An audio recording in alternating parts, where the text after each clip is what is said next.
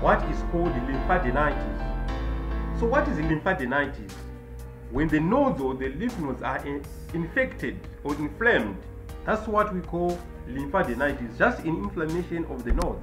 The nodes can be inflamed due to a number of reasons. There are so many complications that can actually lead to this condition of lymphadenitis. So enlargement of the lymph nodes on its own without inflammation, we can just call that lymphadenopathy. But when there is now inflammation, we can talk of that as lymphadenitis. So there are different causes of lymphadenitis or enlargement of the nodes, abdominal TB being one. Other infections can also predispose one to lymphadenopathy. So this you are seeing now, these are enlarged lymph nodes in the right groin. So you can actually see that the lymph nodes they are coming together. So when the lymph nodes are coming together like this is what we call the conglomerate of nodes.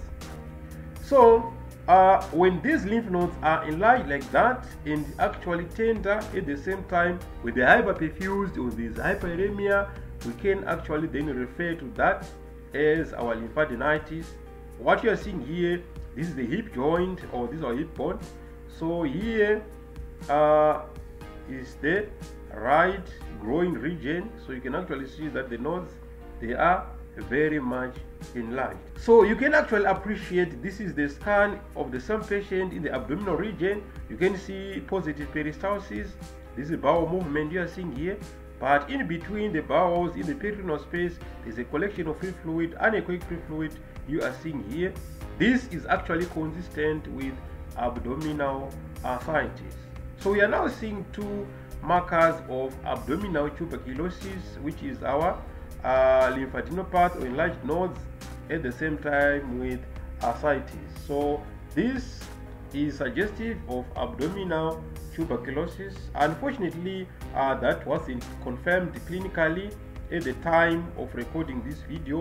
Other tests will need to be done to confirm if this indeed was a case of abdominal tuberculosis. So you can actually see the conglomerates of nodes here in the groin region, the right groin region, our hip joint which is here, and then you can see these actually conglomerating nodes which are here, as you can appreciate from this end. Look at them, the nodes here, the nodes here. So when you're doing an ultrasound scan, it is very pertinent for you not to rush the scan, but actually to look at the rest of the body, slow to check if you can actually find the nodes. It's only not the nodes that you look at when you're doing an ultrasound scan, but be worried about other masses as well that can actually be hiding somewhere because of the bowels. You can actually miss them. So abdominal scan, it actually needs a thorough investigation stepwise, so that you don't miss on these pathologies that can actually change the matrix of patient management. As you can see here, these nodes, conglomerates of nodes, they are actually giving a different pointer to something suggestive of abdominal tuberculosis in combination with the ascites that I have spoken about. So now, on a color Doppler, on power Doppler, you can actually appreciate that the node is actually hyperperfused, as you're seeing. So this could be an indicator or a sign of what I am talking about is lymphadenitis, inflammation of the lymph nodes. So they're inflamed, they tend to be hyperperfused as compared to general lymphadenitis without. So appreciating from the different angle, or you can actually see using a different grayscale, you can actually see the nodes are extending all the way here. The nodes are here, the nodes are there. You can see the nodes, and then this is the iliac vessel which is somewhere here, and then you can actually appreciate that our nodes are here. If they continue to grow, they can actually compress our iliac vessel down there, but in the meantime there is still a gap in between the nodes in the iliac vessels.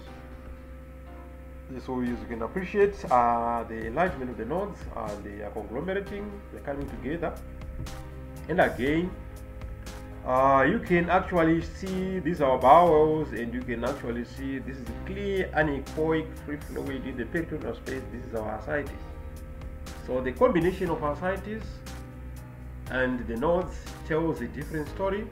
So this could be actually a case of abdominal tuberculosis, of which on the report I just indicated so that they have to also rule out abdominal tuberculosis. I thank you all for your time. I hope you are appreciating what we are talking about. If you've got any questions, feel free to keep in contact with us. Then we can actually help each other as we grow together. We grow a community of sonographers together. Thank you all.